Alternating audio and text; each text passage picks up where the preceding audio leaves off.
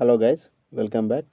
ఈ వీడియోలో మనం టీజీఎస్పీడీసీఎల్కి సంబంధించిన జేఎల్ఎం 2023 ప్రశ్నపత్రం యొక్క రెండవ భాగాన్ని చూద్దాం.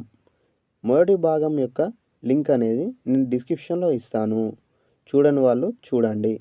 ఇంకా ఈ వీడియో కనుక మీకు నచ్చినట్లయితే దయచేసి లైక్ చేయండి. ఇంకా ఈ వీడియోను చివరి వరకు చూడండి. తెలుగు మరియు ఇంగ్లీష్ రెండు మీడియంల అభ్యర్థులకు అర్థమయ్యే విధంగా పూర్తి విశ్లేషణతో వివరించడం జరిగింది. Thank you. 31వ ప్రశ్న, డెల్టా కనెక్షన్లో చూపబడిన ప్రతి ఆర్ రెసిస్టెన్స్లో 1 ఓం రెసిస్టెన్స్ కలిగి ఉంటే స్టార్ కనెక్షన్లో సంబంధిత ప్రతి రెసిస్టెన్స్ను కనుగొనండి. If each of the 6 resistances shown in delta connection has a resistance of 1 ohm, find the corresponding each resistance in star connection. ఇక్కడ ఏమంటున్నాడంటే, ఇక్కడ మనకు డెల్టా కనెక్షన్లో రెసిస్టెన్స్లను అమర్చి ఇచ్చాడు. దీన్ని మనం స్టార్లోకి కన్వర్ట్ చేసినప్పుడు, స్టార్లోకి మార్చినప్పుడు ఈచ్ రెసిస్టెన్స్ అంటే ప్రతి రెసిస్టెన్స్ యొక్క విలువ ఎంత ఉంటుంది అని అడుగుతున్నాడు. డెల్టాలో ఇచ్చినప్పుడు ప్రతి రెసిస్టెన్స్ విలువ ఎంత ఉంటుంది అంటే 1 ఓం ఉంటుంది. అంటే ప్రతి ఒక్కటి కూడా 1 ఓం ఉంటుంది. 1 ఓం రెసిస్టెన్స్ కలిగి ఉంది. ఇవన్నీ కూడా ఈ రెండు రెసిస్టెన్స్ అనేవి ప్యారలల్లో ఉన్నాయి ఇక్కడ.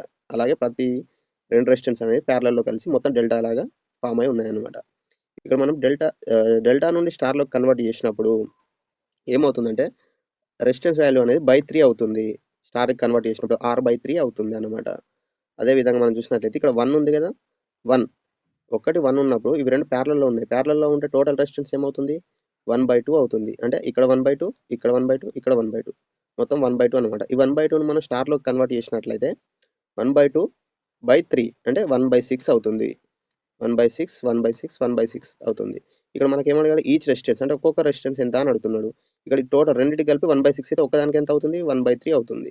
కాబట్టి 1/3 అవుతుంది అన్నమాట ఒక్కొక్క రెసిస్టెన్స్ వాల్యూ. అంటే ఏంటి, option A is the right answer. Option A 1/3 అవుతుంది.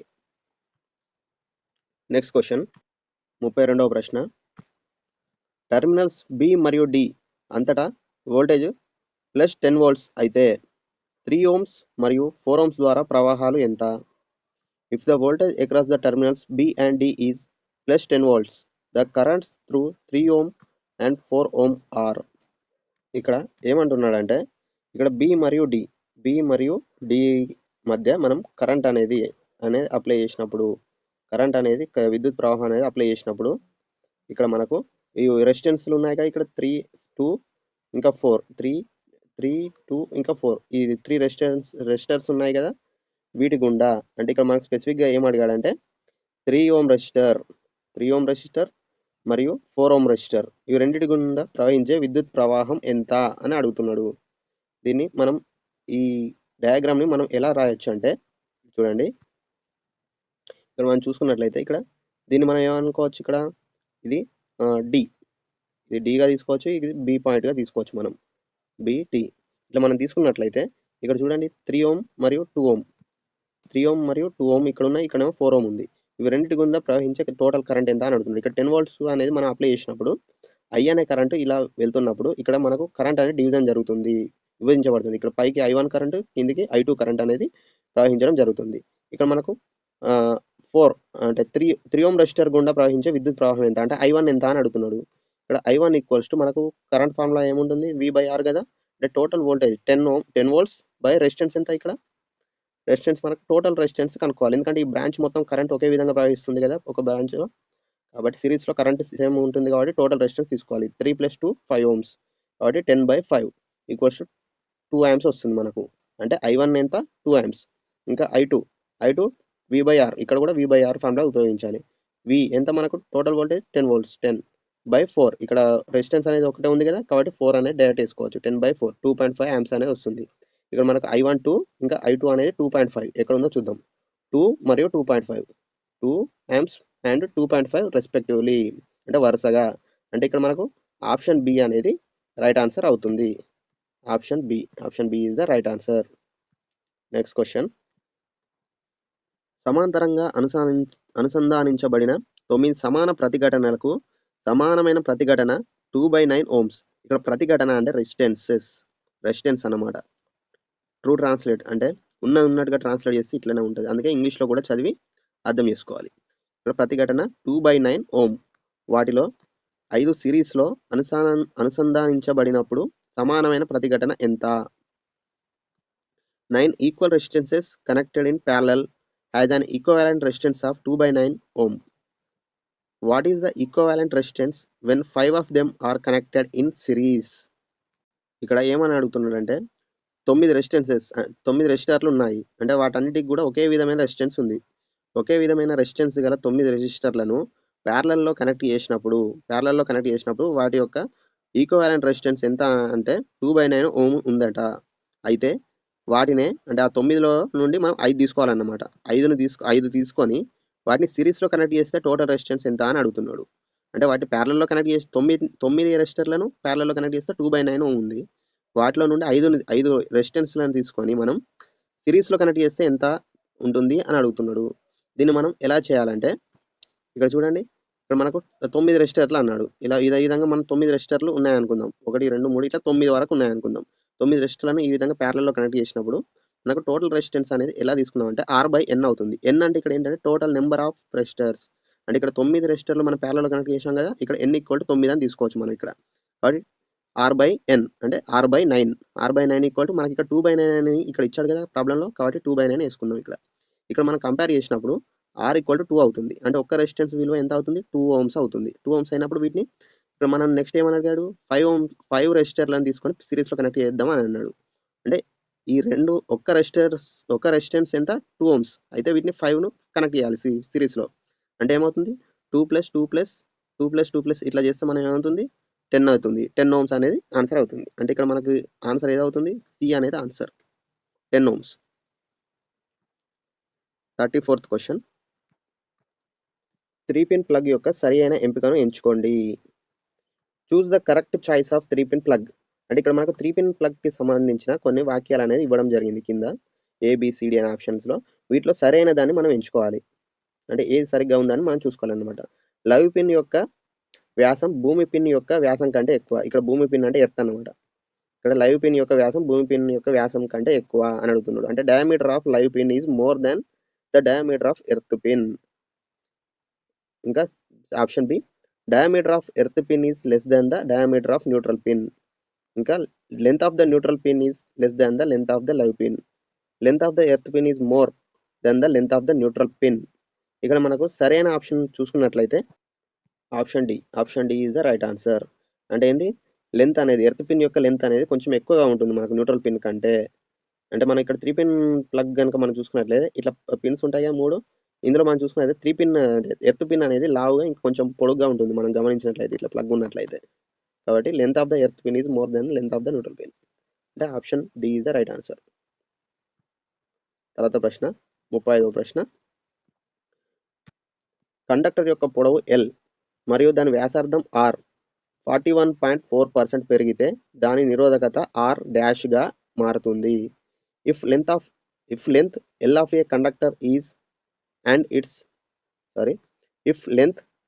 a conductor and its radius are increased by 41.4%, then its resistance R will be changed to.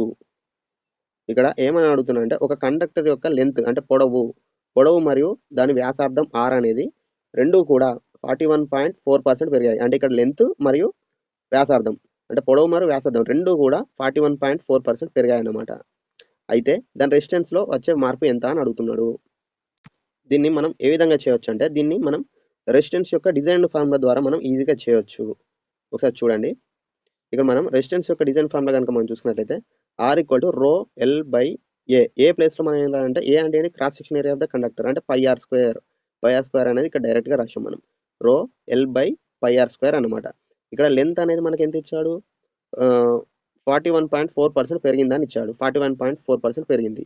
అంటే దాన్ని వాల్యూ ఎంత ఏమని రాసుకోవచ్చు అంటే 1.414 అని రాసుకోవచ్చు. ఈ 1.414 యొక్క విలువ ఎంత? √2 అని మనం రాసుకోవచ్చు. √2 వాల్యూ 1.414. అంటే ఇక్కడ 41.4% పెరిగిందంటే √2 పెరిగిందన్నమాట. ఇది మీకు √2 ఎలా వచ్చిందని సందేహం ఉన్నట్లయితే దానికి కొంచెం ఎగ్జాంపుల్ చెప్తా వినండి. ఇప్పుడు మనం ఫర్ ఎగ్జాంపుల్ 100% అని అంటే దీన్ని ఎలా రాసుకోవచ్చు? 100 × 1% అని రాసుకోవచ్చు. 100 × 1% అంటే 100%. అర్థమైందా? ఇప్పుడు 100కి 100 రాసాం. 1% అంటే మీనింగ్ ఏంటి? 1 పర్ సెంట్, సెంట్ అంటే 100 అనమాట. సెంచరీ అని అందుకే అంటారు 100ని. సెంట్ అంటే 100, పర్ సెంట్ అంటే 1/100 అనమాట. పర్సెంట్ అంటే 1/100. ఈ 100 క్యాన్సిల్ అయిపోతే 1 మిగులుతుంది. అంటే 100% అంటే ఇక్కడ ఏంటి మనకు 1 అనమాట. అలాగే ఇప్పుడు 120 ఉంది ఈడ. 120ని ఏమని రాసుకోవచ్చు మనం? 120 ఇంటూ 1/100. ఈ సున్నాకి ఈ సున్నా పోతే మనకు 1.2 వస్తుంది.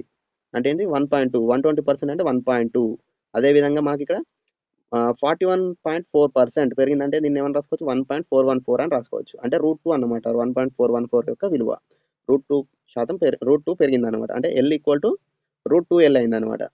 √2 ఇంటూ L. R ఏమైంది? √2 ఇంటూ R. ఈ విలువల్ని మనం ఈ ఫార్ములాలో ప్రతిక్షేపించుదాం. L ప్లేస్లో √2L, ఇంకా R² ప్లేస్లో √2R. అంటే R ప్లేస్లో √2R రాసుకోవాలి. హోల్ స్క్వేర్ రాసుకోవాలి. ఎందుకంటే R అంటే ఇక్కడ మనకు √2R అవుతుంది కదా, కాబట్టి హోల్ స్క్వేర్. ఇక్కడ రో మరియు పై అనేది కాన్స్టెంట్స్ అనేది స్థిరాంకాలు, కాబట్టి వీటిని పక్కకు తీసేయవచ్చు అనమాట. కాబట్టి √2L/√2R హోల్ స్క్వేర్ అవుతుంది. దీనికి మనం స్క్వేర్ని లోపల గుణించినట్లయితే మనకి ఇక్కడ ఏమవుతుంది?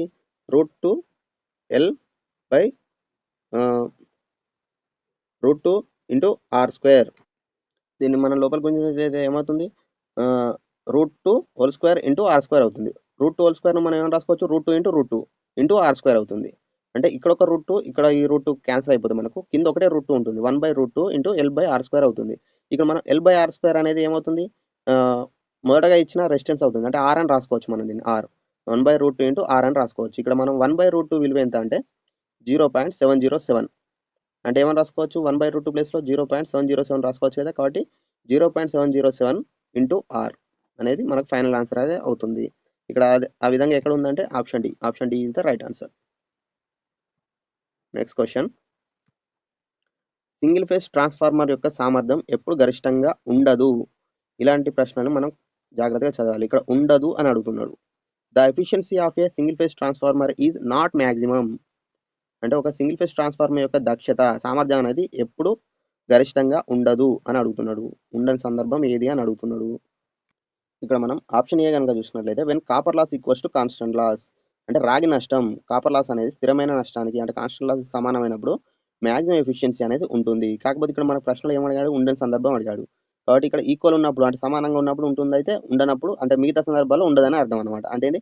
కాపర్ లాస్ అనేది లెస్ దెన్ కాన్స్టెంట్ లాస్, అంటే కాన్స్టెంట్ లాస్ కంటే తక్కువ ఉన్నప్పుడు, మరియు కాపర్ లాస్ అనేది greater than constant loss, constant loss కంటే కాపర్ లాస్ అనేది ఎక్కువగా ఉన్నప్పుడు. అంటే తక్కువగా ఉన్నప్పుడు మరియు ఎక్కువగా ఉన్నప్పుడు కాపర్ లాస్ అనేవి కాన్స్టెంట్ లాస్ కంటే ఎక్కువగా లేదా తక్కువగా ఉన్నప్పుడు సామర్థ్యం అనేది గరిష్టంగా ఉండదు. కాబట్టి ఆప్షన్ బి అనేది right answer. Option B is the right answer. తర్వాత ప్రశ్న. ఒకవేళ I1 మరియు I2 ప్రాథమిక కరెంటు మరియు load current single phase auto transformer అయితే వ్యతిరేక దిశలో సెకండరీ వైండింగ్లో ప్రవహించే ప్రాథమిక కరెంటు ఎంత? If I1 and I2 are primary current and load current of single phase auto transformer, then the current flowing in the secondary winding in the opposite direction of primary current is.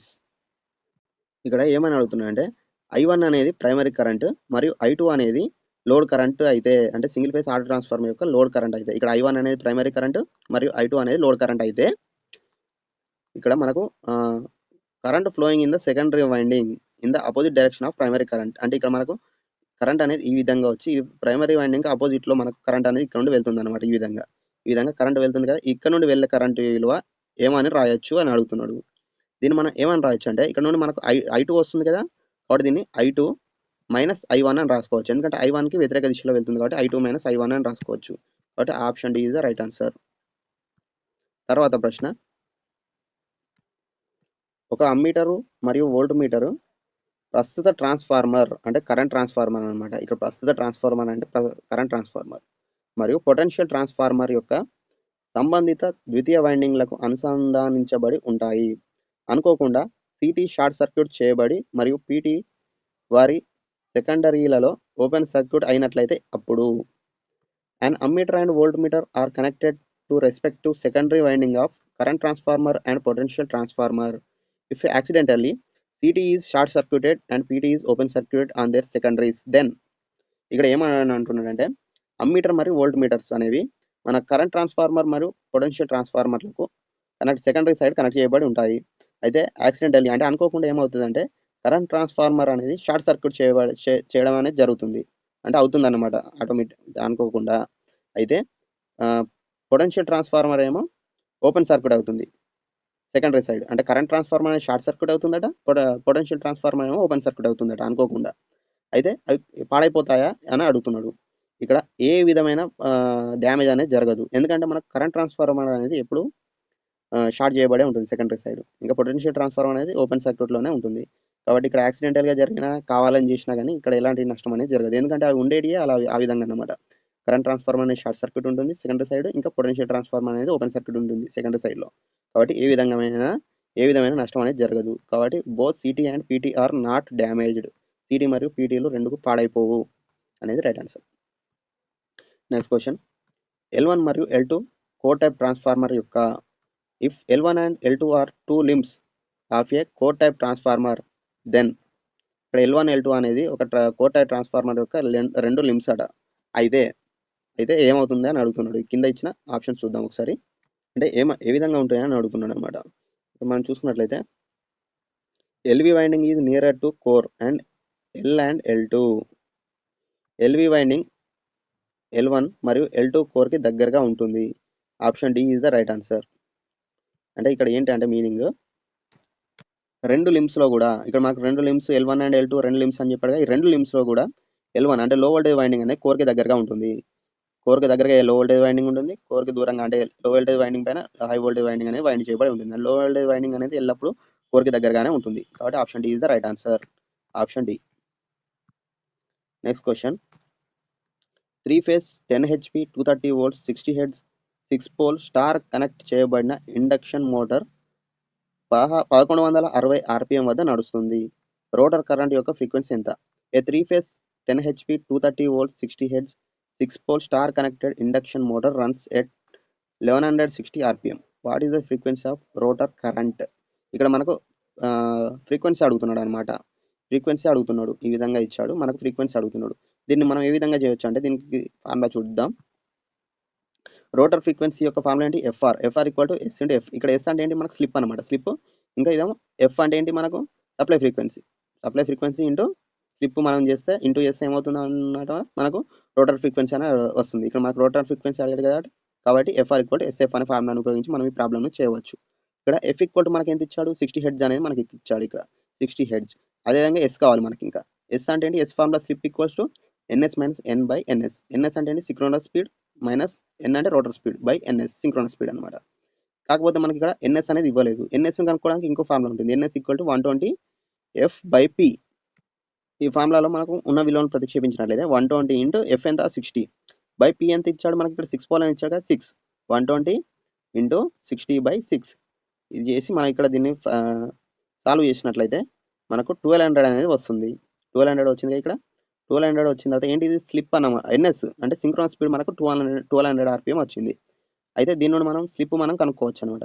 1200 ఏంటి? ఇక్కడ మనకి ఇక్కడ formula ఉంది, NS minus N by NS. దీంట్లో ప్రతిక్షేపించాలి. NS ఎంత వచ్చింది మనకి? 1200 ఎన్ ఇచ్చాడు మనకి ఇక్కడ. ఏదైనా మోటార్ అనేది ఇంత స్పీడ్తో రన్ అవుతుందంటే దాని రోటర్ స్పీడ్ అన్నమాట అది. కాబట్టి రోటర్ స్పీడ్ ఎంత ఇచ్చాడు? 1160. కాబట్టి 1200 మైనస్ 1160 బై 1200.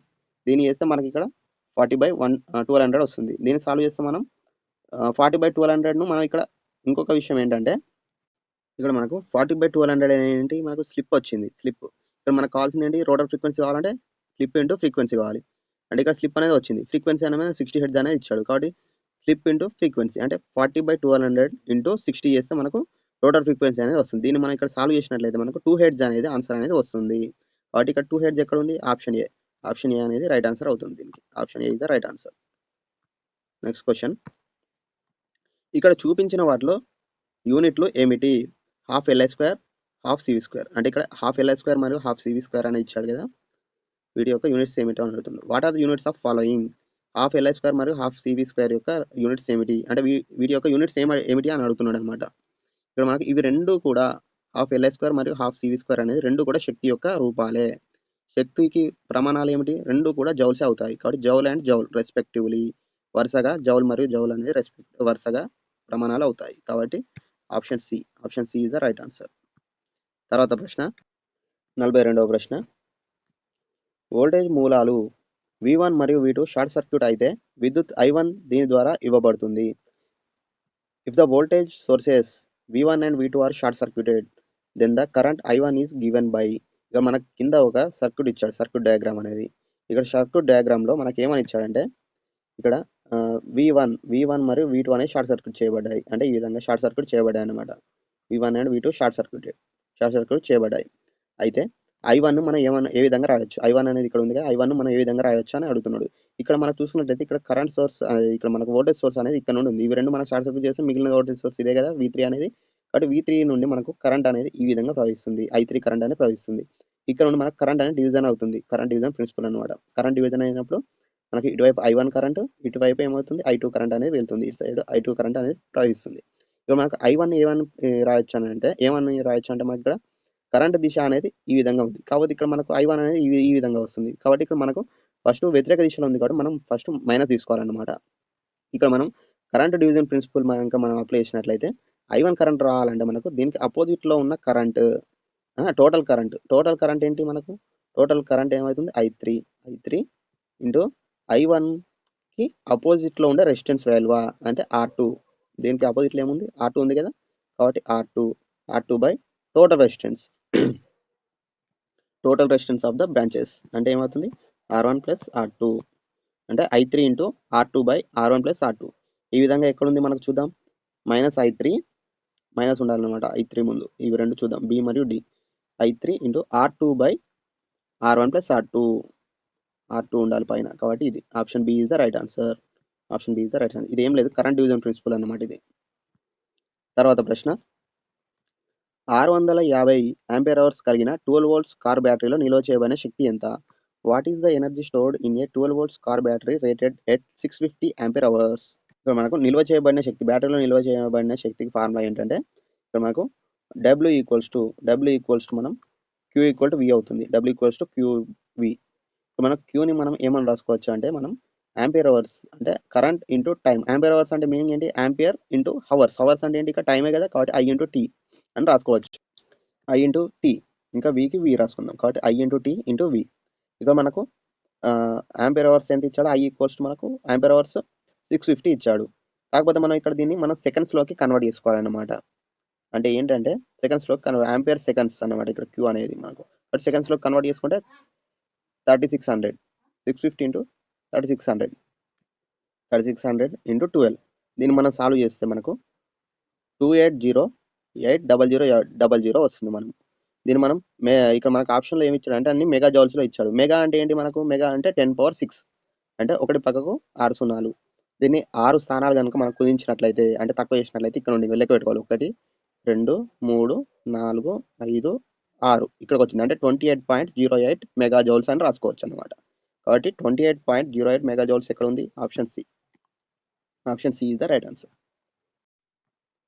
44వ ప్రశ్న, 4.5 ampere hours 1.5 volts flash light battery 100 milli యాంప్స్ని అందించడానికి ఎంత సమయం పడుతుంది?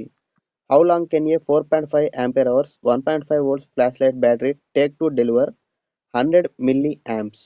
అంటే ఒక 100 మిల్లీ యాంప్స్ని డెలివర్ చేయడానికి ఒక ఫ్లాష్ లైట్ బ్యాటరీకి ఎంత సమయం పడుతుంది అని అడుగుతున్నాడు. ఇక్కడ మనకు ఎంత సమయం అని అడుగుతున్నాడు అంటే ఏంటి, ఆంపియర్ అవర్స్ అడుగుతున్నాడు మనకు. దీన్ని మనం ఏ విధంగా చేయొచ్చు అంటే ఇక్కడ చూడండి ఒకసారి, ampere hours AH, ampere hours అంటే ఏంటి, ఆంపియర్స్. హవర్స్ అంటే ఏంటి, ఇక్కడ మనకు అవర్స్ అంటే టైం కదా, కాబట్టి ఆంపియర్ ఇంటూ టైం. ఇక్కడ దీని నుండి మనం ఏమైనా రాసుకోవచ్చు, టైం ఈక్వల్స్ టు ఈ ఆంపియర్ అనేది ఇక్కడ కిందకి వస్తుంది, అంటే ఆంపియర్ అవర్స్ బై ఆంపియర్ అవుతుంది. ఇక్కడ మనకు ఆంపియర్ అవర్స్ ఇచ్చాడు మనకు 4.5 అని, కాబట్టి 4.5 రాసుకుందాం. నెక్స్ట్ ఆంపియర్స్ ఎంత ఇచ్చాడు మనకు, 100 మిల్లీ యాంపియర్స్ అని ఇచ్చాడు, కాబట్టి 100 మిల్లీ యాంపియర్స్. మిల్లీని మనం ఏమైనా రాసుకోవచ్చు, 10 ఇంటూ 10⁻³ అంటే మిల్లీ అన్నమాట. 10 ఇంటూ 10⁻³ అంటే మిల్లీని మనం 10⁻³ అని రాసుకోవచ్చు, కాబట్టి 100 ఇంటూ 10⁻³ అవుతుంది అనమాట 100 మిల్లీ యాంప్స్ అంటే. దీన్ని మనం సాల్వ్ చేసినట్లయితే ఈ 10⁻³ మైనస్ ఉందంటే ఇది పైకి వెళ్తుంది అన్నమాట, పైకి వెళ్తే ఏమవుతుంది, 4.5 ఇంటూ 10⁻³ బై 100. దీన్ని మనం 10⁻³ అంటే ఏంటిది, 10³ అంటే మనం 1000 అవుతుంది, ఇది 1000 కదా, కాబట్టి 4.5 ఇంటూ 1000/100. ఈ రెండు సున్నాలకి ఈ రెండు సున్నాలు క్యాన్సిల్ అయిపోతే 4.5 ఇంటూ 10 మిగులుతుంది. 4.5 ఇంటూ 10 ఇది మనం గుణించినట్లయితే 45 అవుతుంది. 45 అవర్స్. 45 అవర్స్ మనం ఏమని రాసుకోవచ్చు, ఇక్కడ మనకు ఆప్షన్స్లో 45 అవర్స్ అనేది లేదు కాబట్టి దీన్ని డేస్లోకి కన్వర్ట్ చేయాలి. ఇక్కడ డేస్ ఇచ్చాడుగా మనకు, కాబట్టి డేస్లో కన్వర్ట్ చేస్తాం. కాబట్టి ఒక్క డేకి ఎంత 24 అవర్స్. కాబట్టి 24 అవర్స్. 24 అవర్స్ పైన మిగిలింది ఎంత, ఇంకా 21 ఉంటుంది అనమాట. టోటల్ కలిపితే 45. కాబట్టి 1 డే 21 అవర్స్ అవుతుంది. ఇక్కడ 1 డే 21 అవర్స్ ఎక్కడ ఉంది, option C. Option C is the right answer. ఒక రోజు మరియు 24 గంటలు అవుతుంది అన్నమాట. తర్వాత ప్రశ్న, ఒక బ్యాటరీ ఆంపియర్ అవర్ సామర్థ్యం మరియు వాట్ అవర్ సామర్థ్యం వరుసగా 90% మరియు 80%. అప్పుడు సగటు ఛార్జింగ్ వోల్టేజ్ మరియు సగటు డిశ్చార్జింగ్ వోల్టేజ్ నిష్పత్తి. ఇది చాలా ఇంట్రెస్టింగ్ ప్రశ్న. ఒకసారి చూడండి. The ampere hour efficiency and watt hour efficiency of a battery are 90% and 80% respectively. Then the ratio of average charging voltage to average discharging voltage is. ఇది ఏం లేదు, జస్ట్ మనకు ఫార్ములా తెలిస్తే అయిపోతుంది. ఫార్ములాలో దీన్ని మనం సబ్స్టిట్యూట్ చేస్తే అంటే ప్రతిక్షేపిస్తే మనకు ఆన్సర్ అనేది వస్తుంది. దీనికి గల ఫార్ములా అనేది మనం ఒకసారి చూద్దాం. ఇక్కడ ఏంటంటే మనకి ఇక్కడ ముందుగా మనకి ఇక్కడ అసలు ఏం అడుగుతున్నాడంటే, ఒక బ్యాటరీ ఉందంట. ఒక బ్యాటరీ యొక్క ఆంపియర్ అవర్ ఎఫిషియన్సీ మరియు వాట్ అవర్ ఎఫిషియన్సీ రెండు రకాల ఎఫిషియన్సీస్ ఉంటాయని మనకు తెలుసు. ఆ రెండు ఎఫిషియన్సీ అనేది మనకు 90% ఒకటి 80% ఒకటి అని ఇచ్చాడు. అయితే సగటు ఛార్జింగ్ వోల్టేజ్ అంటే యావరేజ్ ఛార్జింగ్ వోల్టేజ్ మరియు యావరేజ్ డిశ్చార్జింగ్ వోల్టేజ్ గల నిష్పత్తి ఎంత అని అడుగుతున్నాడు. ఈ నాలుగిటికి కలిపి మన దగ్గర ఉన్న ఫార్ములా ఏంటంటే, ఇక్కడ నీటా డబ్ల్యూహెచ్ అనేది వాట్ అవర్ ఎఫిషియన్సీ. అంటే watt hour efficiency equal to ampere hour efficiency into ఇదేంటిది మనకు VD/VC. ఇక్కడ మనకు VD అంటే డిశ్చార్జింగ్ వోల్టేజ్ అన్నమాట. Discharging voltage. VC అంటే ఛార్జింగ్ వోల్టేజ్. VD/VC. ఇక్కడ మనల్ని ఏం అడిగాడు, కాకపోతే మనకి ఇక్కడ సగటు ఛార్జింగ్ వోల్టేజ్ మరియు సగటు డిశ్చార్జింగ్ వోల్టేజ్కి నిష్పత్తి అంటే VC/VD అడిగాడు. మనకి ఇక్కడ ఏముంది, VD/VC ఉంది. ఇక్కడ మనం ముందుగా వాట్ అవర్ ఎఫిషియన్సీ ఇంకా ఆంపియర్ అవర్ ఎఫిషియన్సీ విలువలను ప్రతిక్షేపిద్దాం. వాట్ అవర్ ఎఫిషియన్సీ ఎంత ఇచ్చాడు మనకు, 80% ఇచ్చాడు కాబట్టి 80. ఆంపియర్ అవర్ ఎఫిషియన్సీ 90% ఇచ్చాడు కాబట్టి 90. 80 ఈక్వల్స్ 90 ఇంటూ VD/VC. ఇక్కడ మనకు దీన్ని ఇక్కడ 90ని మనం ఇటు తీసుకొచ్చినట్లయితే 80/90 ఈక్వల్ టు VD/VC అవుతుంది. కాకపోతే ఇక్కడ మనకు ఏమన్నా అడిగాడు, average charging voltage to average discharging voltage. అంటే దీన్ని రివర్స్లో అడిగాడు అనమాట. దీన్ని రివర్స్ చేస్తే మనకి ఇది కూడా రివర్స్ అవుతుంది. కాబట్టి VC/VD ఈక్వల్స్ టు 90/80. అంటే ఇది కూడా రివర్స్ అయిందనమాట. ఇక్కడ 0కి 0 క్యాన్సల్. 9/8 అంటే 8 ఎక్కం 8 ఒకటి మిగిలింది. కాబట్టి పాయింట్ పెట్టుకుంటే ఒకటి పక్కకు 0 పెట్టుకుంటే దీన్ని మనం 1 అంటే 8 ఎక్కం 8 మళ్ళీ 2 మిగులుతుంది. 2 మిగిలితే చూడండి మనం మళ్ళీ 0 పెట్టుకుంటే 8 2 16 అంటే మళ్ళీ 4 మిగిలింది. మళ్ళీ 0 పెట్టుకుంటే 8 5 40 అంటే 1.125 వస్తుంది అనమాట. 1.125. ఇక్కడ మనకు 1.125 అనేది ఆప్షన్ ఏ అనేది ఉంది మనకి ఇక్కడ. కాబట్టి option A is the right answer. తర్వాత ప్రశ్న, ఇనుము యొక్క సాపేక్ష పారగమ్యత μr ఈక్వల్స్ టు 4900 అయితే ట్రాన్స్ఫార్మర్ కోర్ యొక్క సంపూర్ణ పారగమ్యతను నిర్ణయించండి. Determine the absolute permeability of a transformer core which is made up of a particular type of iron of relative permeability μr equals to 4900. ఇక్కడ మనకు మ్యూ అడుగుతున్నాడు అనమాట. ఏం లేదు, ఇక్కడ మ్యూ అడుగుతున్నాడు మనకు. మ్యూఆర్ ఇచ్చాడు. ఇంకా మనకు మ్యూ నాట్ మనకు తెలిసిందే. మ్యూ నాట్ అంటే ఏంటి, ఎయిర్ యొక్క పారగమ్యత ఎంత మనకు 4π × 10⁻⁻7 అనేది మనకు తెలుసు. 4π × 10⁻⁻7 అంటే ఇక్కడ ఏముంది మనకు, మ్యూఆర్ ఇచ్చాడు, మ్యూ నాట్ తెలుసు మనకు. ఇక్కడ మనకు కావాల్సింది మ్యూ కనుక్కోమని అడుగుతున్నాడు. ఈ మూడింటికి కలిపిన ఫార్ములా ఏంటంటే మనకు μr ఈక్వల్స్ టు μ/μ0. ఈ ఫార్ములా అనేది మనం వాడినట్లయితే ఆన్సర్ అనేది వస్తుంది. దీన్ని మనం ఏ విధంగా చేయాలో చూద్దాం. చూడండి, ఇంత మనం చెప్పుకున్నట్లు μr ఈక్వల్స్ టు μ/μ0. ఇక్కడ మనకు మ్యూ ఈక్వల్స్ ఏమవుతుంది, ఇక్కడ మ్యూ అడిగాడు కదా కాబట్టి మ్యూను ఒక్కదాన్ని రాసుకుందాం. మ్యూ ఈక్వల్స్ ఇది ఇటువైపు వెళ్తుంది అనమాట. అంటే μr × μ0 అవుతుంది. μr మనకి ఇచ్చాడు ఆల్రెడీ. ఇక్కడ μr ఈక్వల్స్ టు 4900 అంటే 4900 వేసాం. μ0 ఈక్వల్స్ టు 4π × 10⁻⁻7 ఇది మనకు కాన్స్టెంట్ అనమాట.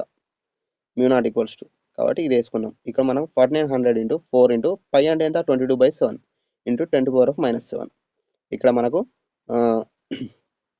ఈ 7 కింద 22/7 కదా, ఈ 7 7 ఇంకా 7 7 49 కాబట్టి 7 ఇది క్యాన్సిల్ అయిపోతుంది.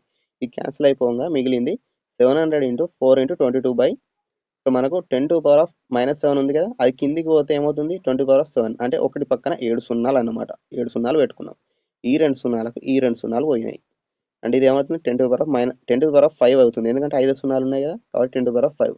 ఇక్కడ మనకు 7 × 4 × 22 ఇది చేస్తే ఏమవుతుంది 616 వస్తుంది. అంటే 616 × 10⁻5 ఈక్వల్స్ టు ఇది 10⁻5 అనేది పైకి వెళ్తే -5 అవుతుంది. కాబట్టి 616 × 10⁻5 H/m అవుతుంది. ఈ విధంగా ఆన్సర్ ఏది ఉందంటే option B. Option B is the right answer. తర్వాత ప్రశ్న, ఈ క్రింద ఇవ్వబడిన అయస్కాంతాల యొక్క తప్పు పోలికను ఎంచుకోండి. Choose the wrong match of the following magnets. అంటే తప్పును ఎంచుకోమంటున్నాడు, తప్పును చూడమంటున్నాడు. తప్పుగా ఏది ఉందో అది గుర్తించాలి మనం. రైట్ ఉంది కాదు, తప్పుగా ఏడు ఉందో అది గుర్తించాలన్నమాట. ఇక్కడ మనం చూసుకున్నట్లయితే డైరెక్ట్ మనం చూసుకున్నట్లయితే ఇక్కడ మనకు వెండి అనేది డయాక్ చెందుతుంది మనం. అంటే సి అనేది 3 ఉండాలన్నమాట. C3 ఇక్కడ ఉంది, C3 ఇక్కడ ఉంది.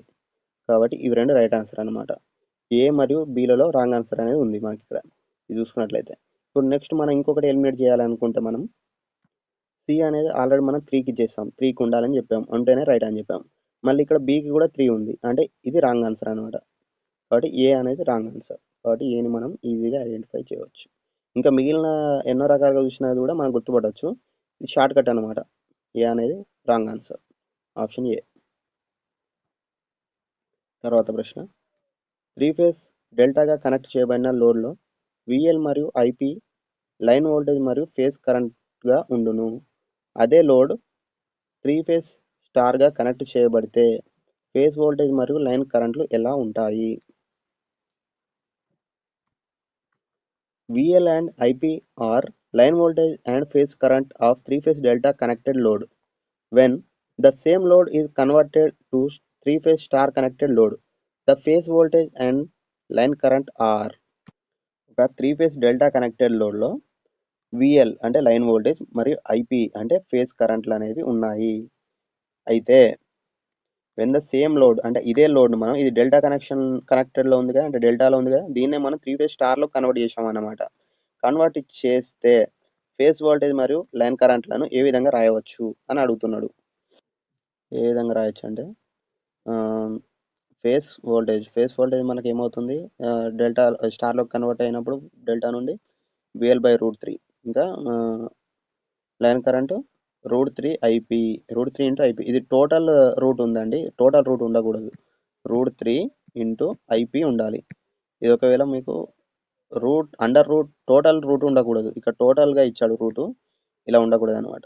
√3 × IP ఉండాలి. ఇదేమో VL/√3. ఇది రైట్ ఆన్సర్. నెక్స్ట్ క్వశ్చన్, 4 సెకండ్ల వ్యవధిని కలిగి ఉన్న సైనసాయిడల్ వోల్టేజ్ యొక్క రేడియన్ ఫ్రీక్వెన్సీని కనుగొనండి. Find the radian frequency of sinusoidal voltage that have the time period of 4 seconds. అంటే 4 seconds టైం పీరియడ్ ఉన్న ఒక సైనసాయిడల్ వోల్టేజ్ ఉందంట. దాని యొక్క రేడియన్ ఫ్రీక్వెన్సీని కనుక్కోమంటున్నాడు. రేడియన్ ఫ్రీక్వెన్సీ ఫార్ములా ఏంటి మనకు, ఒమేగా అంటాం కదా మనం radian frequency W = 2π/T. 2π/T. ఇక్కడ T అనే టైం పీరియడ్. ఇక్కడ టైం పీరియడ్ మనకు ఆల్రెడీ ఇచ్చాడు 4 seconds అని, 4 seconds. కాబట్టి T = మనం 4 రాసుకోవచ్చు. కాబట్టి 2π/4 2 ఎక్కం 2 రెండ్ల అంటే π/2 మిగిలింది. పైని మనం ఏమైనా రాసుకోవచ్చు 3.14 3.14/2. 3.14/2ని ఏమైనా రాసుకోవచ్చు మనం 1.57 అని రాసుకోవచ్చు. 1.57 రేడియన్స్ పర్ సెకండ్ రాసుకోవాలి. ఎందుకంటే ఇది రేడియన్ ఫ్రీక్వెన్సీ కదా, కాబట్టి రేడియన్స్ పర్ సెకండ్ రాసుకోవాలి, హెడ్జ్ రాసుకోకూడదు. 1.57.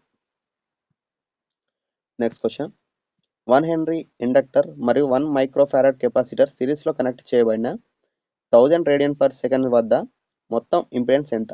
What is the total impedance at 1000 radian/second of A 1 Henry inductor and A 1 microfarad capacitor connected in series.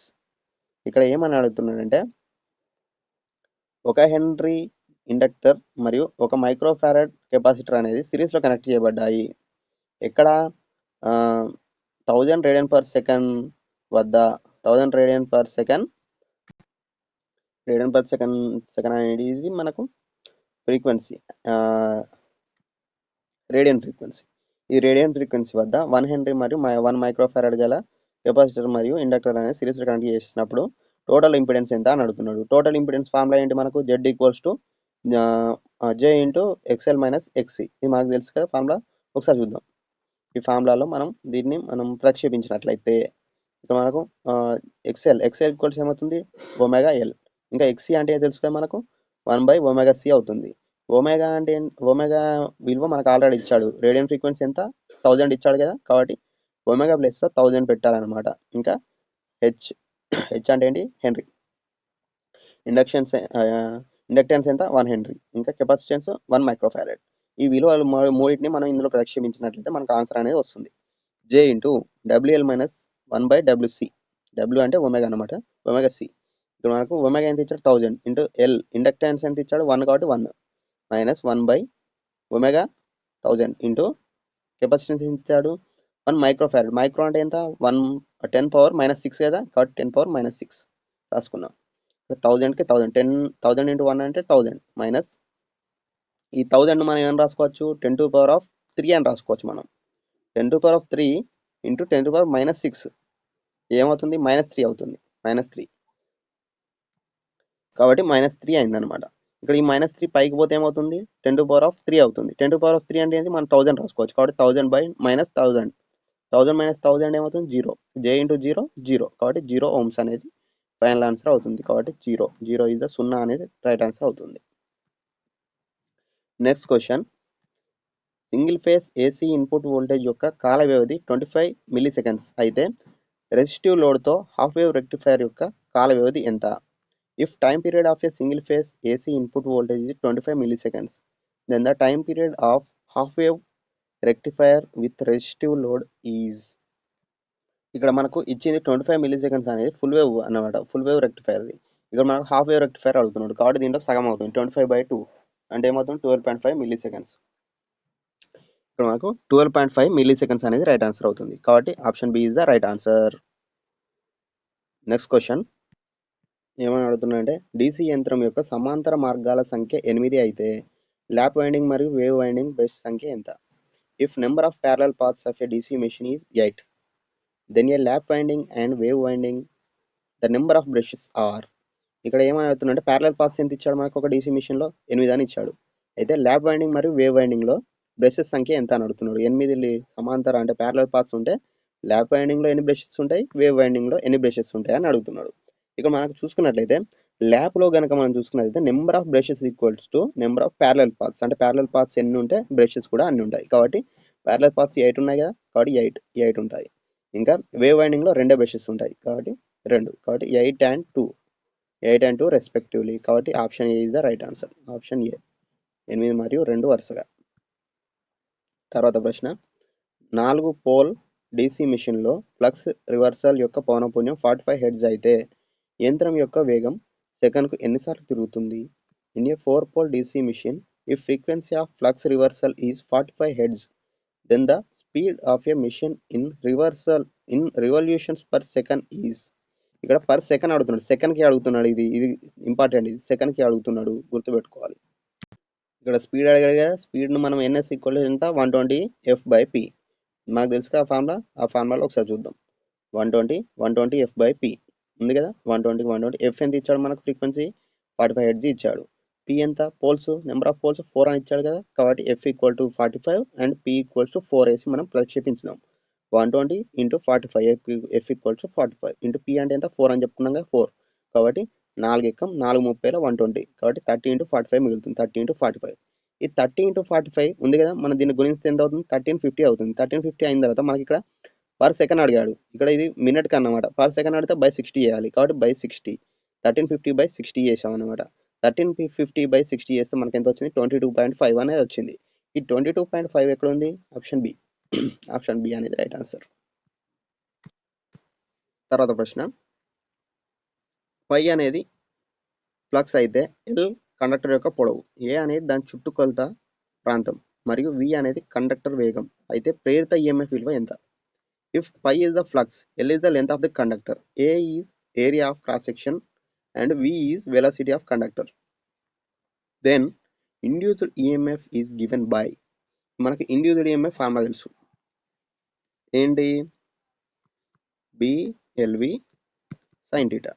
BLV sine theta మనకు తెలుసు కదా. ఈ ఫార్ములాలో మనం ద్వారా దీనికి మనం ఆన్సర్ అనేది చెప్పొచ్చు. ఒకసారి చూద్దాం.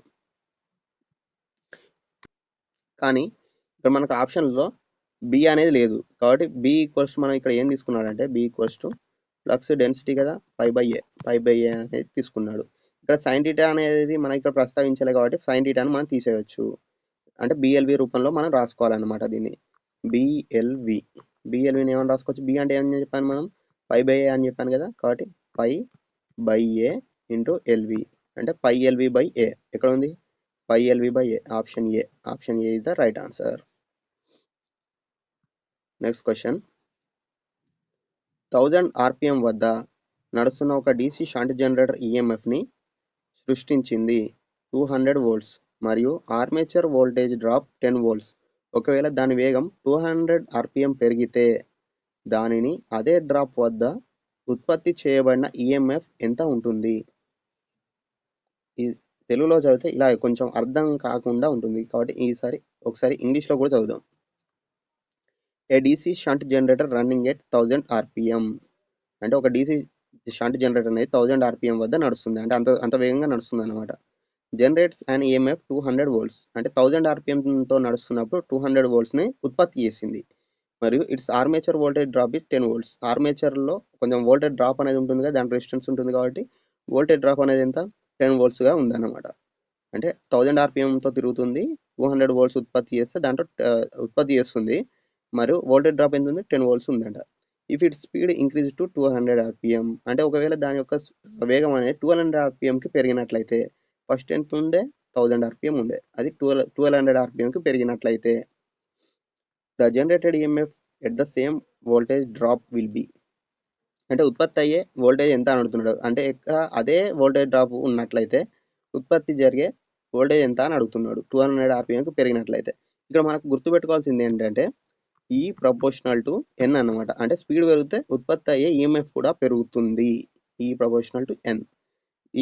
దీని నుండి మనం చూసుకున్నట్లయితే మనకు ఏమని రాసుకోవచ్చు అంటే ఒకసారి చూద్దాం. ఈ ప్రపోర్షనల్ టు ఎన్ కదా, ఈ ప్రపోర్షనల్ టు ఎన్ అయితే E2/E1 ఈక్వల్ టు N2/N1 అని రాసుకోవచ్చు మనం. దీని నుండి మనం E2 అడిగాడు అంటే మనకు పెరిగిన తర్వాత EMF ఎంత అని అడుగుతున్నాడు కాబట్టి E2 అని అనుకోవాలి. దాన్ని E2 అని అలాగే రాసుకుందాం. E1 ఎంత ఇచ్చాడు మనకు? 200 volts అని ఇచ్చాడు, 200 ఈక్వల్స్ టు N2 ఇచ్చాడు మనకు. తర్వాత స్పీడ్ ఎంత ఇచ్చాడు? N అంటే ఇక్కడ స్పీడ్ అనమాట. N ఇచ్చాడు 200 కాబట్టి 200 బై ఫస్ట్ N1 ఎంత? 1000లో తిరిగింది కదా కాబట్టి 1000. వీటిని మనం సాల్వ్ చేసినట్లయితే E2 240 volts అనేది మనకు వస్తుంది. ఇక 240 volts ఎక్కడ ఉంది? Option C is the right answer. తర్వాత ప్రశ్న. 220 volts ఇన్పుట్ వోల్టేజ్ మరియు 16 amps కరెంట్ కోసం 2.5 kV ని గ్రహించే సింగిల్ ఫేజ్ సర్క్యూట్ యొక్క పవర్ ఫ్యాక్టర్ను కనుగొనండి. Find the power factor of a single phase circuit that absorbs 2.5 kW for a 220 volts input voltage and 60 amps current. ఇక్కడ ఏమడుగుతున్నాడు అంటే పవర్ ఫ్యాక్టర్ని కనుక్కోమని అడుగుతున్నాడు. ఇక్కడ సింగిల్ ఫేజ్ సర్క్యూట్కి ఇచ్చాడు అనమాట. సింగిల్ ఫేజ్ సర్క్యూట్కి మనం ఇన్పుట్ ఎంత ఇచ్చాడు? 220 volts మరియు 16 amps కరెంట్ ఇచ్చాడు. ఇస్తే మనం అది ఎంత అబ్జర్వ్ చేసుకుంటుంది? 2.5 kW అనేది అబ్జర్వ్ చేసుకుంటుంది. ఈ 2.5 kW మనం ఏమంటామంటే యాక్చువల్ పవర్ అంటాం, యాక్చువల్ పవర్. ఇంకా ఈ 220 volts మరియు 16 amps ఏమంటాం మనం? అపారెంట్ పవర్ అంటాం. ఇక్కడ విఏని ఏమంటాం మనం? Apparent power. KW అంటే కిలో వాట్స్ని ఏమంటాం మనం? Actual power. Power factor equals ఏమని రాసుకోవచ్చు మనం? Actual power by apparent power అని రాసుకోవచ్చు మనం. ఇదేంటి? పవర్ ఫ్యాక్టర్ ఫార్ములా ఇది. దీన్ని ఉపయోగించి మనం ఈ ప్రాబ్లం అనేది సాల్వ్ చేయొచ్చు. ఒకసారి చూద్దాం. ఇక్కడ మనం చెప్పుకున్నట్లు power factor equals to actual power by apparent power. Actual power ఎంత ఇచ్చాడు మనకు? 2.5 kW. 2 కిలో అంటే ఎంత మనకు? ఇంటూ 1000 కదా, కాబట్టి 2.5 ఇంటూ 1000 చేస్తే మనకు 2500 వస్తుంది. 2500 బై అపారెంట్ పవర్ ఎంత? అపారెంట్ అనేది ఏంటి? VA. 2 ఇంటూ చేస్తే మనకు అపారెంట్ పవర్ వస్తుంది, అంటే వోల్టేజ్ ఇంటూ కరెంట్, ఆంపియర్స్ అనమాట. 220 ఇంటూ 16 చేయాలి. ఈ టోటల్ మనం సాల్వ్ చేసినట్లయితే మనకు 0.71 అనేది వస్తుంది power factor. Power factors units అనేవి ఉండవు. ఇది ఇంపార్టెంట్, ఇది very important. Power factors units ఉండవు కాబట్టి 0.71 అలాగే రాయాలి. కాబట్టి option B is the right answer. Option B. తర్వాత ప్రశ్న. 25 ohm గల ఒక నిరోధం V equals to 150 sin 377t వోల్టేజ్ని కలిగి ఉంటుంది. అయితే దాని నుండి వెదజల్లిన శక్తిని కనుగొనండి. A 25 ohm resistance has a voltage V equals to 150 sin 377 t. Find the power dissipated. మనకు పవర్ ఫార్ములా ఏంటి? ఇక్కడ మనం ముందుగా తెలుసుకోవాల్సింది ఏంటంటే 25 ohms రెసిస్టెన్స్ ఉందంట. 25 ohm గల రెసిస్టెన్స్ ఎంత వోల్టేజ్ కలిగి ఉంది? 150 sin 377 t వోల్టేజ్ని కలిగి ఉంది. అయితే పవర్ ఫ్యాక్టర్ని కనుక్కోమని అడుగుతున్నాడు. పవర్ డిసిపేటెడ్ని కనుక్కోమన్నాడు. అంటే పవర్ ఫార్ములా మనకు తెలుసు. పవర్ ఫార్ములా ఏంటి? V²/R. P equals to V²/R. కాబట్టి ఇక్కడ మనకి ఏం కావాలి? V కావాలి ఫస్ట్. V అంటే మనకి ఏం కావాలంటే Vని మనం ఇక్కడ మనకు కావాల్సిన V ఏంటి? ఆర్ఎంఎస్ వోల్టేజ్ కావాలి. కాకపోతే ఇక్కడ మనకు ఇచ్చిన వోల్టేజ్ ఇది ఏంటంటే ఇది మ్యాక్సిమం వోల్టేజ్ విఎం అన్నమాట. ఇది విఎం. దీన్ని మనం ఆర్ఎంఎస్లోకి కన్వర్ట్ చేయాలి. అంటే ఏంటి? VRMS equals to VM/√2. ఇది ఫార్ములా. ఈ విధంగా చేసినట్లయితే మనకు విఆర్ఎంఎస్ వస్తుంది. ఈ వచ్చిన విఆర్ఎంఎస్ను ఇందులో ప్రక్షేపించాలి. ఇప్పుడు మనకి ఏమవుతుంది? విఎం ఎంత ఇచ్చాడు? 150. కాబట్టి 150/√2 అవుతుంది. విఆర్ఎంఎస్ ఇక్కడ 150/√2. ఏదో ఒకసారి చూద్దాం. కాబట్టి ఇక్కడ చూడండి, ఇక్కడ పవర్ ఫార్ములా ఏమని చెప్పాను? V²/R. VRMS equal to VM/√2. ఇక్కడ విఎం ఎంత ఇచ్చాడు? 150. ఇది 150/√2. 150/√2. కాబట్టి V ఈక్వల్స్ 150/√2. ఇక్కడ V² ఉంది కదా, కాబట్టి 150/√2 R ఎంత ఇచ్చాడు? 25 అని ఇచ్చాడు కదా, 25 వేసుకున్నాం. 150² అంటే ఏంటి? 150 × 150. 150 × 150 రాశాం. నెక్స్ట్ √2 అంటే ఏంటి? ఈ స్క్వేర్కు ఇంకా ఈ √2 అనేది క్యాన్సిల్ అయిపోతుంది. కాబట్టి 2 మిగులుతుంది. 2 × ఈ 25 ఉంది, 25 పైకి వస్తుంది. అంటే 2 × 25. దీన్ని మనం సాల్వ్ చేసినట్లయితే 450 అనేది వస్తుంది. 450 ఏంటి? వాట్స్. పవర్కి ఫార్ములా యూనిట్స్ ఏంటి? వాట్స్. కాబట్టి 450 వాట్స్ అనేది ఆన్సర్ అవుతుంది. కాబట్టి option A is the right answer. ఇక్కడ మనకు మీకు ఒక డౌట్ రావచ్చు. ఇక్కడ విఎం అంటే 150 ఎందుకు రాశామని. ఇక్కడ మనకు యాక్చువల్గా వోల్టేజ్కి ఇది మనకు దీని రూపం ఎలా ఉంటుందంటే మనకు విఎం సైన్ ఒమేగా టీ ఈ రూపంలో ఉంటుంది. V equals VM sine omega T. దీంతో మనం పోల్చినప్పుడు మనకు విఎం ఈక్వల్స్ 150 అని తెలుస్తుంది. సైన్కి sine omega T equal to 377 T అని. ఇక్కడ మనకు ఒకవేళ ఒమేగా అడిగితే 377 అని రాసుకోవచ్చు. దీంతో ఇది కంపేర్ చేసినప్పుడు మనకు విఎం ఈక్వల్స్ 150 అని తెలుస్తుంది. ఆ విధంగా మనం 150 రాసుకుందాం.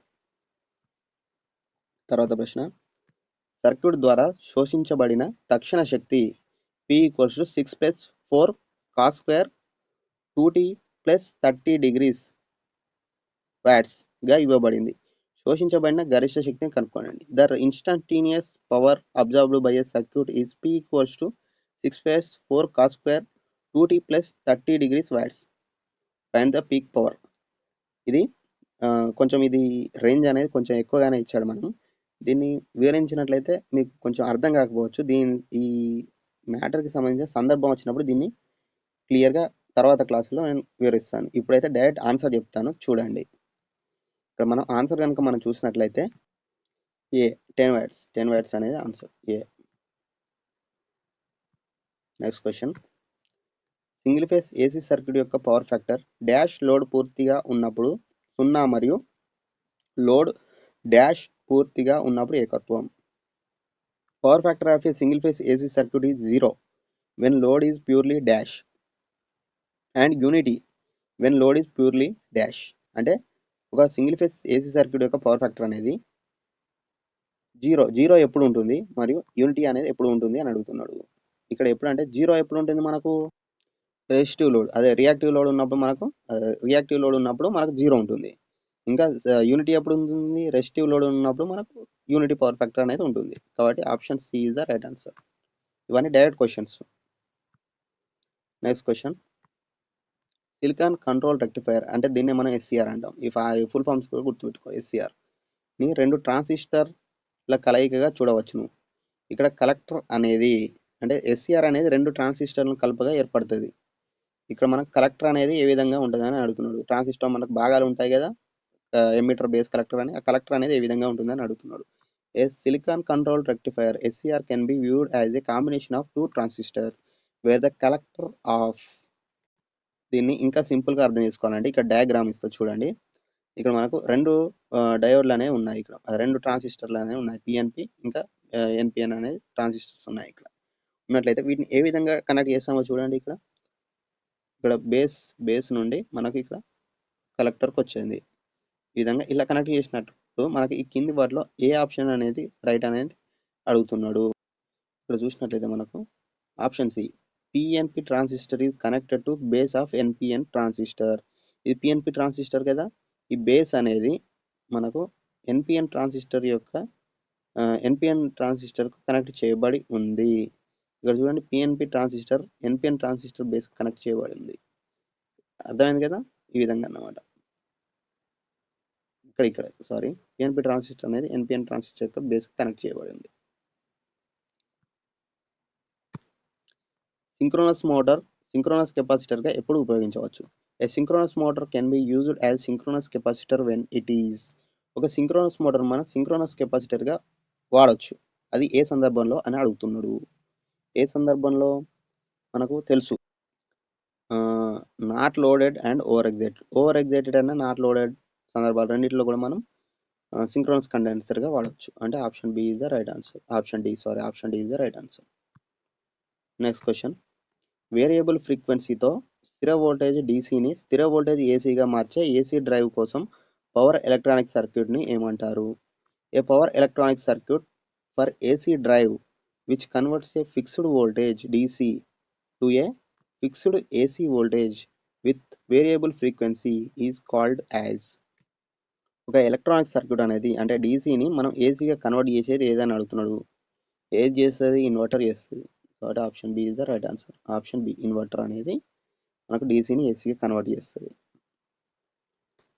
నెక్స్ట్ క్వశ్చన్ అంటే 63వ ప్రశ్న, పూర్తిగా లోడ్ చేయబడిన 10 HP induction motor 480 volts 50 Hz line నుండి 80% సామర్థ్యం మరియు 0.8 లాగింగ్ పవర్ ఫ్యాక్టర్తో పనిచేస్తుంది. దాని మొత్తం నష్టాలను కనుక్కోనండి.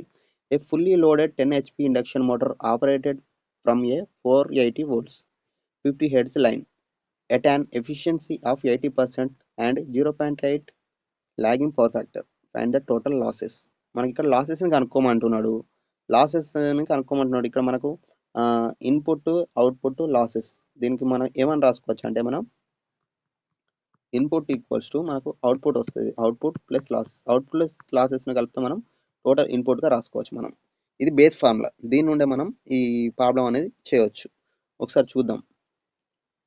చూడండి, input equals to output plus losses. దీని నుండి మనం చేయవచ్చు అనమాట. దీని నుండి మనం అవుట్పుట్ ఇక్కడ మనకి ఏదైనా కానీ మోటార్ కానీ ట్రాన్స్ఫార్మర్ కానీ ఏదైనా దాని ఒక రేటింగ్ మనకి ఇచ్చినట్లయితే ఆ రేటింగ్ అనేది ఏంటి అవుతుందంటే అవుట్పుట్ అనేది మనకు రేటింగ్ అవుతుంది. ఇక్కడ మనకు 10 HP అని ఇచ్చాడు. 10 HP అనేది ఏంటి అవుతుంది?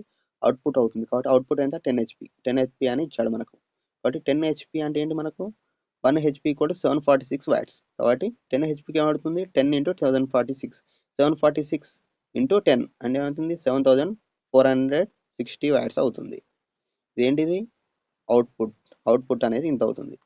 ఆపరేటెడ్ ఎట్ 80% ఎఫిషియన్సీ అని ఇచ్చాడు మనకి ఇక్కడ. 80% ఎఫిషియన్సీ అని అంటే ఏంటి మీనింగ్? 80% ఎఫిషియన్సీ వద్ద 7460 watts అనేది ఉంది.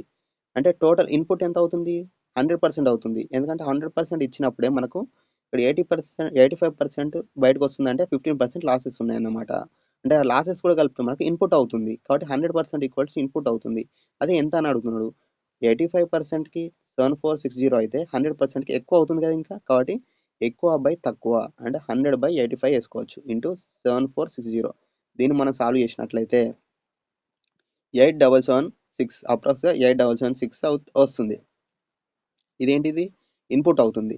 కాబట్టి ఇక్కడ మనకు లాసెస్ అడిగాడు కదా, కాబట్టి losses equal to input minus output అవుతుంది. ఇన్పుట్ ఎంత? 8776 మైనస్ 7460. అవుట్పుట్ అనేది ఇక్కడ ఇచ్చాగా, ఇవి రెండు చేస్తే 1316 వస్తుంది మనకు. 1316 మనం కిలో వాట్స్లో ఆప్షన్స్లో మనకు అన్ని కిలో వాట్సే ఇచ్చాడుగా. కిలోలో రాసుకుంటే మనం 1.31 కిలో వాట్స్గా రాసుకోవచ్చు. 1.31 కిలో వాట్స్ 1.31 కిలో వాట్స్ రాసుకున్నాం కదా. కాబట్టి ఇక్కడ మనకు ఆప్షన్ ఏది అవుతుంది అంటే మనకు option D is the right answer అనేది అవుతుంది. ఈ ప్రాబ్లమ్స్ అన్ని మీరు మెల్లగా మళ్ళీ చూస్తే మీకు క్లియర్గా అర్థమవుతుంది. నేను ఇక్కడ కొంచెం వేగంగా చెప్పడం జరుగుతుంది. ఎందుకంటే ఈ వీడియో అనేది మరీ లాంగ్గా అయిపోతుంది. కాబట్టి కొంచెం వేగంగా క్లియర్గానే చెప్తున్నా. కాకపోతే కొంచెం వేగంగా చెప్పడం జరుగుతుంది. మీరు మళ్ళీ ఒకసారి చూసినట్లయితే క్లియర్గా అర్థమవుతుంది మీకు. Next question, single face motor యొక్క భ్రమణ దిశను డాష్ ద్వారా ఆపవచ్చు. The direction of rotation of a single face motor can B reversed by. ఒక సింగిల్ ఫేస్ మోటార్ అనేది తిరుగుతుంది అనమాట. ఈ విధంగా తిరుగుతుంటే దాన్ని మనం రివర్స్ అంటే వ్యతిరేక దిశలో తిప్పడానికి ఏ విధంగా చేయవచ్చు అని అడుగుతుండే. ఏ విధంగా మనం చేస్తాం వ్యతిరేక దిశలో తిరగాలంటే? ఇక్కడ మనం ఆప్షన్స్ కనుక చూసుకున్నట్లయితే reversing the connection of both starting and main winding, అంటే స్టార్టింగ్ మరియు మెయిన్ వైండింగ్ యొక్క రెండు కనెక్షన్లు కూడా రివర్స్ చేయడం ద్వారా. ఇంకా reversing the connections of starting winding యొక్క కనెక్షన్ రివర్స్ చేయడం ద్వారా. Connecting the diode inside the motor winding, అంటే ఒక మోటార్ వైండింగ్ లో మనం డయోడ్ కనెక్షన్ కనెక్ట్ చేయడం ద్వారా. Reversing the supply connection reverse చేయడం ద్వారా. ఇక్కడ మనం చూసుకున్నట్లయితే దీని ఫార్ములా ద్వారా ఈజీగా చెప్పొచ్చు. మనకు టార్క్ అంటే ఏంటి? మనకు తిరిగే దిశనే కదా బలం పనిచేస్తుంది కదా టార్క్ అంటే. ఆ టార్క్ అనేది దేనికి ప్రొఫెషనల్ గా ఉంటుంది? Main winding current into auxiliary winding current into sine alpha. Sine alpha అనేది ఏంటి? మనకి ఇక్కడ ఆల్ఫా అనేది ఏంటంటే మనకి ఇక్కడ మెయిన్ వైండింగ్ కరెంట్ మరియు యాక్సిలరీ వైండింగ్ కరెంట్ల మధ్య కోణాన్ని మనం సైన్ ఆల్ఫాగా తీసుకుంటాం. ఇది ఇప్పుడు అవసరం లేదు, పక్క పెట్టండి. ఇక్కడ ఇవి రెండిట్లో రెండు కనుక మనం తీసుకున్నట్లయితే, రెండు మార్చినట్లయితే రెండింటి ముందట మైనస్ వస్తుంది మనకు. రెండింటి ముందట మైనస్ వస్తే మైనస్ ఇంటూ మైనస్ ప్లస్ అవుతుంది. అంటే మళ్ళీ అదే దిశలో తిరుగుతుంది, అంటే వ్యతిరేక దిశలో తిరగదు అనమాట. కాబట్టి ఏదో ఒకటి మాత్రమే చేంజ్ చేయాలి. చేస్తే మెయిన్ వైండింగ్ కరెంట్ చేయాలి, లేకపోతే యాక్సిలరీ వైండింగ్ చేయాలి. ఏదో ఒకటి మాత్రమే చేంజ్ చేయాలి. కాబట్టి ఆప్షన్ ఏ అనేది రాంగ్ ఆన్సర్ అవుతుంది. ఎందుకంటే ఇక్కడ రెండు చేంజ్ చేయాలని అంటున్నాడు. రెండు చేంజ్ చేస్తే మనకు దిశ అనేది మారదు. కాబట్టి ఆప్షన్ ఏ రాంగ్. ఇంకా reversing connection of starting winding current అనేది రివర్స్ చేయాలంటున్నాడు కనెక్షన్ అనేది. కాబట్టి option B the right answer. కాబట్టి ఆప్షన్ బిని మనం రైట్ ఆన్సర్గా భావించవచ్చు. Next question.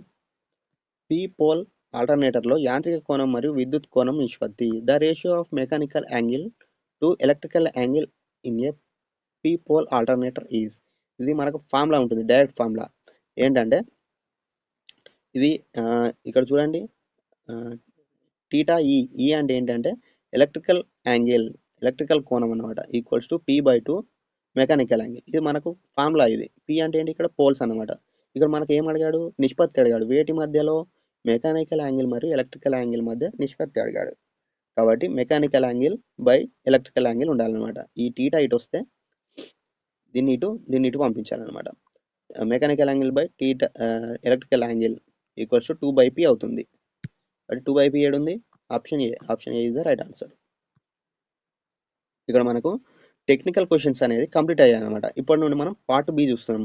మీరు ఇక్కడ పార్ట్ బి మనం ఎంటర్ అయ్యాం కాబట్టి మీరు పార్ట్ బి అవసరం లేదని భావించవచ్చు. కానీ ఇది పార్ట్ బిలో మనకు సిఏ అంటే కరెంట్ అఫైర్స్ మరియు జీకే రెండు కూడా ఇందులో ఉంటాయి. కరెంట్ అఫైర్స్ మనకెందుకులే, ఇది పోయిన ఎగ్జామ్ కదా, అంటే ఓల్డ్ ఎగ్జామ్ కదా, కరెంట్ అఫైర్ మనకు యూజ్ అవ్వదు అని భావించవచ్చు. కానీ అప్పటి కరెంట్ అఫైర్ అనేది ఇప్పుడు మనకు జీకేగా అవుతుంది. అంటే ఇవాటి కరెంట్ అఫైర్ అనేది రేపటికి మనకు జీకేగా అది మారుతుంది. అది గమనించాలి. కాబట్టి పార్ట్ బిని కూడా మీరు శ్రద్ధగా వినండి. పార్ట్ బి ఫస్ట్ ప్రశ్న మనం చూసుకున్నట్లయితే, తెలంగాణలోని బౌద్ధ అవశేషాలకు ప్రసిద్ధి చెందిన ప్రదేశం ఏది? The following is a place in Telangana known for Buddhist relics. ఏదంటే ఆప్షన్ ఏ ఫణిగిరి అనేది ఆన్సర్. Next question. ఈ క్రింది వానిలో ఎవరు 2023 సంవత్సరానికి పద్మభూషణ్ అవార్డు గ్రహీత కాదు అని ఇచ్చాడు. ఇక్కడ చూడండి, కాదు. Who among the following is not a Padma Bhushan awardee for the year 2023? ఎవరు కాదంటే ఇక్కడ మనకు బిఎంఎం కీరవాణి గారికి రాలేదు అప్పటికి. ఇంకా కీరవాణి గారికి 2023లో పద్మభూషణ్ రాలేదు. కాబట్టి బిఎంఎం కీరవాణి. Next question. పర్యావరణంపై ఎక్కడ మొదటి ప్రపంచ సదస్సు జరిగింది? ఇది very very important. The first world conference on the environment was held at. Environment పైన ఫస్ట్ కాన్ఫరెన్స్ ఎక్కడ జరిగిందని అడుగుతున్నాడు. ఇది చాలా చాలా ఇంపార్టెంట్. స్టాక్ హోమ్లో మనకు ఫస్ట్ ఎన్విరాన్మెంట్ సదస్సు అనేది జరగడం జరిగింది. తర్వాత ప్రశ్న. ఎముకల నిర్మాణం మరియు మానవ శరీరంలో కాల్షియం నిలుపుకోవడం కోసం కింది వానిలో ఏ విటమిన్ అవసరం? Which of the following vitamin is essential for bone formation and retention of calcium in the human body? Vitamin D అనేది మన ఎముకల నిర్మాణానికి, అంటే ఎముకలు గట్టిగా కావడానికి, ఎముకల నిర్మాణానికి, మరియు కాల్షియం అనేది మన శరీరంలో స్థాయిని నిలుపుకోవడానికి విటమిన్ డి అనేది అవసరం. Next question. రాజస్థాన్లోని కేత్రి గనులు వీటికి సంబంధించినవి. Khetri mines in Rajasthan are related to. Khetri అనేది కాపర్ మైన్స్ అంటాం. కాబట్టి కాపర్ మైన్స్, రాగికి సంబంధించిన కేత్రి మైన్స్. Next question. ఫిర్యాదు చేసే కస్టమర్లు, కస్టమర్స్ హూ కంప్లైంట్ వాంట్, వినడానికి మరియు వారి అనుభవాన్ని ధృవీకరించడానికి కోరుకుంటారు. To be heard and have their experience validated. Something for nothing, to be made majority share holders in a company, to vent just for play. Customer who complain want, ఫిర్యాదు చేసే కస్టమర్లు ఏమనుకుంటారంటే to be heard and have their experience validated, వినడానికి మరియు వారి అనుభవాన్ని ధృవీకరించడానికి కోరుకుంటారు. కాబట్టి option A is the right answer. Next question, ఈ కింది వానిలో ఏ కమిటీ 16th GO ఆధారంగా సమర్పించిన నివేదిక? The 16th GO was based on the report submitted by the following committee. 16th GO అనేది ఏ కమిటీ ఇచ్చిన సిఫారసు పైన ఆధారపడి ఉంటుంది? దీనికి ఆన్సర్ ఏంటంటే గిర్గ్లాని కమిటీ. 16th GO అనగానే మనకు గిర్గ్లాని అనేది గుర్తుకు రావాలి, గిర్గ్లాని. నెక్స్ట్ క్వశ్చన్, 2 సంవత్సరాల క్రితం, ఇది మనకు మ్యాథ్స్కి సంబంధించిన క్వశ్చన్. 2 సంవత్సరాల క్రితం ఒక పట్టణంలో జనాభా 60,000. నగరానికి వలసల కారణంగా ఇది మొదటి సంవత్సరంలో సంవత్సరానికి 5% మరియు రెండవ సంవత్సరంలో సంవత్సరానికి 10% తగ్గింది. అంటే ఏంటంటే ఒక పట్టణంలో జనాభా 60,000 ఉన్నారు. వాళ్ళు వలసలు వెళ్ళిపోయారు అనమాట వేరే నగరానికి వలసలు వెళ్ళినట్లయితే మొదటి సంవత్సరంలో 5% తగ్గిపోయారు, రెండవ సంవత్సరంలో 10% తగ్గారు అనమాట జనాభా, అంటే వెళ్ళిపోయారు అనమాట. అయితే ప్రస్తుత జనాభా ఎంత అని అడిగాడు. 2 సంవత్సరాల కింద ఎంత ఉంది? 60,000 ఉంది. అది ఇప్పుడు ఎంత అని అడుగుతున్నాడు. The population of a town 2 years ago was 60,000. Due to migration to cities, it decreased by 5% per annum in the first year and 10% annum by the second year. The present population is. దీన్ని మనం ఏ విధంగా చేయవచ్చు అంటే 60,000 ఎంత? 2 years కింద 60,000 వేసుకున్నాం. Into మొదటి సంవత్సరం ఎంత తగ్గింది? 5% తగ్గింది, అంటే 95% ఉన్నారనమాట. 95%, 95/100 రాసుకోవాలి. ఇంటూ సెకండ్ ఇయర్ ఎంత? 10% తగ్గారు, అంటే 90% ఉన్నారనమాట. 90/100. దీన్ని మనం సాల్వ్ చేస్తే ఈ 2 సున్నాలకు మొత్తం కింద 4 సున్నాలు ఉన్నాయి కదా, కాబట్టి 4 సున్నాలు క్యాన్సిల్ చేయొచ్చు. కాబట్టి 6 × 95 × 90 మిగిలింది. దీన్ని మనం సాల్వ్ చేస్తే 51,300 మిగిలింది అనమాట. అంటే 51,300 ప్రస్తుతం పాపులేషన్, అంటే ఫస్ట్ జనాభా అంత ఉందన్నమాట. కాబట్టి option 3 is the right answer, option C. Next question, ప్రపంచవ్యాప్తంగా మనకు ఏ రోజులలో పగలు రాత్రులు సమానంగా ఉంటాయి? On what days do we have equal days and nights all over the world? ఎప్పుడంటే మనకు ఆప్షన్ డి 23rd సెప్టెంబర్ మరియు 21st మార్చ్, సెప్టెంబర్ 23, మార్చ్ 21లో మనకు పగలు రాత్రులు అనేది సమానంగా ఉంటాయి. సిఆర్ఎం అంటే ఈ ఫుల్ ఫామ్ అడుగుతున్నాడు మనకు. సిఆర్ఎం స్టాండ్స్ ఫర్, సిఆర్ఎం అంటే ఏంటి మనకు? కస్టమర్ రిలేషన్షిప్ మేనేజ్మెంట్ సిఆర్ఎం అంటే. కాబట్టి ఇక్కడ మనం option D is the right answer, option D. Next question, ozone పొర క్షీణించడం మానవ ఆరోగ్యానికి హానికరం. ప్రతికూల ప్రభావాలు ఇలా ఉంటాయి. అంటే ఓజోన్ పొర క్షీణించడం వల్ల ఏం జరుగుతుందని అడుగుతున్నాడు. Depletion of the ozone layer causes damage to human health. Negative effects include, అంటే కింది వానిలో ఏ ప్రతికూల ప్రభావాలు కలుగుతాయని అడుగుతున్నాడు. ఏమేమి కలుగుతాయి మనకు? ముఖ్యంగా మనకు సూర్యుని నుండి వచ్చే అతినీల లోహిత కిరణాలు, అంటే అల్ట్రావైలెట్ రేస్ అనేది డైరెక్ట్గా పడడం వలన మన శరీరం పైన స్కిన్ క్యాన్సర్స్ అనేది ముఖ్యంగా వస్తాయి. మనకు స్కిన్ క్యాన్సర్స్ అనేది కలుగుతాయి. Next question, national startup award 2022-23లో కింది వాటిలో ఏది భారతదేశంలో ఉత్తమ ఇంక్యుబేటర్ అవార్డును గెలుచుకుంది? In the national startup awards 2022-23, which of the following one the best incubator in India award? ఏదనంటే మన టీ హబ్ గెలుచుకుంది అనమాట. మన హైదరాబాద్లో ఉన్న టీ హబ్ అనేది మనకు బెస్ట్ ఇంక్యుబేటర్ అవార్డుని గెలుచుకుంది, టీ హబ్. కాబట్టి option A is the right answer. Next question, కింది వానిలో అత్యంత శక్తివంతమైన మహాజనపదం ఏది? Which of the following was the most powerful Mahajanapada? ఈ కింది వానిలో ఏ జనపదాన్ని చాలా శక్తివంతమైనదంటే మగధ మహాజనపదం అనేది చాలా శక్తివంతమైనది. క్వశ్చన్, ఏ కాకతీయ రాజు 60 సంవత్సరాల పాటు నిరంతరంగా పరిపాలించాడు? Which Kakatiya king ruled continuously for 60 years? ఇక్కడ మనకు మహాదేవ ప్రతాపరుద్ర 1, గణపతి దేవ ప్రతాపరుద్ర 2, వీళ్ళందరిలో మనకు ఒక్కరు మాత్రమే కంటిన్యూస్గా 60 years పరిపాలించారు. మిగతా వాళ్ళు 4 ఇయర్స్ పరిపాలించిన వారు ఉన్నారు. ఇంకా కొంచెం 60 ఇయర్స్ కంటే తక్కువ పరిపాలించారన్నారంట. 60 ఇయర్స్ కంటిన్యూస్‌గా పరిపాలించిన వారు ఒకే ఒకరున్నారు. వాళ్ళే ఎవరనంటే గణపతి దేవుడు.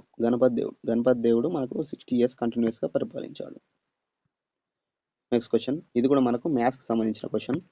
ఏంటంటే 9 మీటర్ల పొడవు గల ఒక చతురస్ర క్షేత్రం అన్ని వైపులా 1 మీటర్ వెడల్పు గల మార్గంలో చుట్టబడి ఉంటుంది.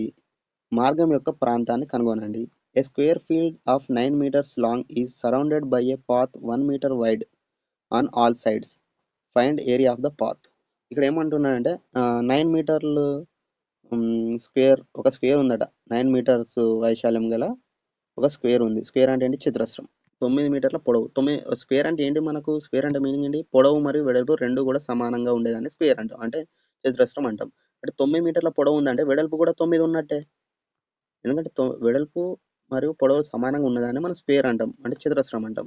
ఇక్కడ మనకు పొడవు 9 అని ఇచ్చాడంటే వెడల్పు కూడా ఆటోమేటిక్‌గా 9 ఉంటుంది. కాబట్టి ఇది కూడా 9 మీటర్లు ఉంటుందన్నమాట. ఈ బ్లాక్ కలర్ ఇది కూడా 9 ఉంటుంది. కాబట్టి దీని వైశాల్యం కనుక్కోవాలి మనం. నెక్స్ట్ దీని చుట్టూ 1 మీటర్ వెడల్పు గల బాట ఉందన్నమాట. అంటే 1 మీటర్ వెడల్పు గల బాట ఉంది దీని చుట్టూ. పాత్ అంటే మార్గం ఉంది. అయితే ఆ బాట వైశాల్యం ఎంత అని అడుగుతున్నాడు. ఈ బాట వైశాల్యం మనకు రావాలంటే టోటల్ వైశాల్యం చేసి మనం ఇందులో నుండి బ్లాక్ కలర్ అంటే టోటల్ లోపల ఉన్న 9 మీటర్స్ పొడవు గల చతురస్ర వైశాల్యాన్ని తీసేసినట్లయితే మనకు బాట వైశాల్యం అనేది వస్తుంది. కాబట్టి ఈ బయట ఉన్న చతురస్ర వైశాల్యం మైనస్ లోపల ఉన్న చతురస్ర వైశాల్యం చేస్తే మనకు బాట వైశాల్యం అనేది వస్తుంది. కాబట్టి బయట ఉన్న చతురస్ర వైశాల్యం మనం ఏ విధంగా అనుకుంటాం? ఈ పొడవు ఇక్కడ 9 ఉంది. 9 ప్లస్ ఇక్కడ 1 ఉంది. ఇక్కడ 1 ఉంది. ఇక్కడ చూడండి ఒకసారి. ఈ టోటల్ 9. 9 అయితే ఇంకో ఇక్కడ 1 ఉంది. ఇక్కడ 1 ఉంది. కాబట్టి 1 + 1 2. 2 + 9 11 అవుతుంది. కాబట్టి 11 పొడవు అన్నమాట. అంటే స్క్వేర్ కదా, స్క్వేర్ కాబట్టి 11 స్క్వేర్. 11 స్క్వేర్ అనేది పెద్ద చతురస్రం యొక్క వైశాల్యం మైనస్ చిన్న చతురస్రం యొక్క వైశాల్యం చేస్తే మనకు బాట వైశాల్యం వస్తుందని చెప్పాను కదా. కాబట్టి చిన్న చతురస్రం యొక్క వైశాల్యం 9 square. 11 square minus 9 square. 11 square అంటే ఎంత అవుతుంది మనకు? 11 × 11 121 మైనస్ 9 స్క్వేర్ అంటే 9 9 ఎంత? 81. 121 మైనస్ 81 ఎంత అవుతుంది మనకు? 40 మీటర్ స్క్వేర్. మీటర్ స్క్వేర్ ఎందుకు? మనం చదరపు మీటర్లు అన్నమాట. మీటర్ స్క్వేర్ అంటే వైశాల్యం కదా, చదరపు మీటర్లో కొలుస్తాం. కాబట్టి 40. బి అనేది right answer. Option B is the right answer.